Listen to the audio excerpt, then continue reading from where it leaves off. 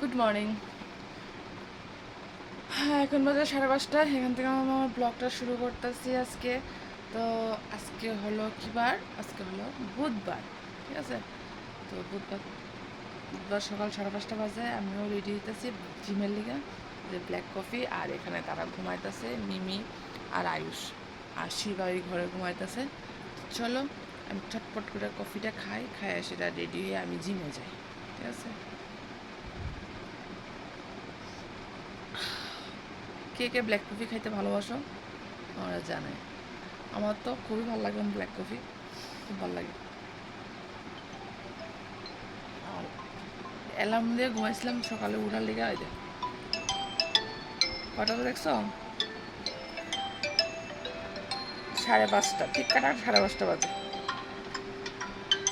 অ্যালার্মটা না দিলে আমি সকালে উঠতে পারতাম না, এইটাই হচ্ছে কথা। তো চলো আচ্ছা, কী করুম না করুম সবটাই তোমাদের সঙ্গে শেয়ার করুম। ওর সঙ্গে থেকো আর আমার ব্লগটা কন্টিনিউ করি।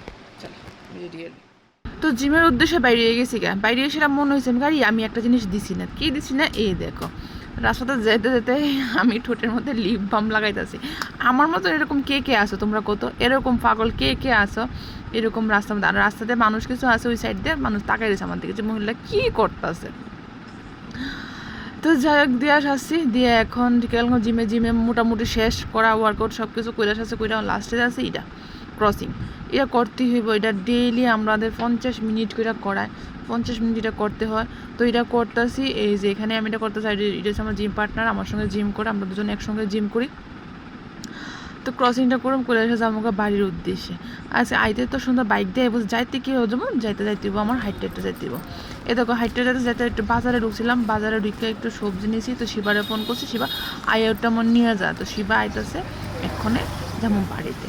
দেখো বন্ধুরা, বাড়িতে এসে ফ্রেশ ট্রেশ আমার আমার যা প্রোটিন শেকটা খাই আসা বেরিয়ে গেছি গা ডাক্তারের উদ্দেশ্যে। ডাক্তার কাছে যাবো, অনেকদিন ধরে ভাবছিলাম ডাক্তার দেখাবো। ডাক্তার তোমার পেটে ব্যথা করতেছিল, আজকে জিমের মধ্যে প্রচণ্ড পেট ব্যথা করতেছে, উপরে পেটটা। এরপরে নাকটা দেখতে পাই, নাকটা আমার ফুলে রয়েছে। তারপরে চোখের সমস্যা, মানে অনেকটি মানে কোনটা কমো কোনটা কী করবো আমি নিজেও জানি না। আজকে হসপিটালে কী করুম এমন অবস্থা। তো দেখো মোটামুটি আয়া বসে হসপিটালের কাছে, এই যে এখানে। তো ছেলেটা ঘুরে যাইতেছে এইভাবে যাইতে হলে সোজা যাইতেছে ঘুইরা, কারণ ঘুইরা গেলে সুবিধে হবো একটু। আর এই দেখো হসপিটালটা দেখতে পাচ্ছ, হসপিটালটা এই যে সামনে, এইটা হচ্ছে হসপিটাল। আর ওইটা হচ্ছে চোখের হসপিটাল, এই যে বরাবর যে হসপিটাল, চোখের হসপিটাল। তো ঢুকে গেছি ভিতরে, ঢুকে দিকে একটা সুন্দর গাড়ি একটা সাজিয়ে রাখছে, একটা নিউবর্ন বেবিটা নিয়ে যাইব তার লিগে। দেখো গাড়িটা কি সুন্দর করে সাজাইছে, বেলুন টেলুন দেয়, বেশ ভালোই লাগে না এরকমভাবে গাড়ি সাজাতে, নিউবর্ন বেবির বাড়িতে নিয়ে যায়। তো যাই হোক আইবো যে হসপিটালের ভিতরে একটা লিফট অনেক লেটিভ, লিফট অনেক প্রচুর মানুষ ভিড়, তাই সিঁড়িতে উঠে যেতে থেকে উপরে দোতলাতে। আর দেখো কত বড় লাইনে দাঁড়ায় রয়েছি। আর শিবার অবস্থা দেখো, শিবা কি কয়। শিবা কি দেখাবি? কি হয়েছে চোখে? ক কইতি না, ডাক্তার দিলে ডাক্তার কইব না। বন্ধ হয়ে গেছে না? নাই যাবে না, ভালো না। তো যাই হোক আমরা এখন আইসি চোখের হসপিটালে চোখ দেখানোর লেগে। সেবার চোখের প্রবলেম হয়েছে, আমারও চোখের প্রবলেম হয়েছে। আমরা মা ছেলে দুজনেই চোখ দেখাবো। হ্যাঁ আমি দেখামো, যেটা হয়তো হলে পাওয়ারটা চেক করো, নাহলে চশমা নিলাম। চলো দেখো কি বড় লাইন টিকেটের। দেখতে কইছিল সকালে অনেক লেগে, বাট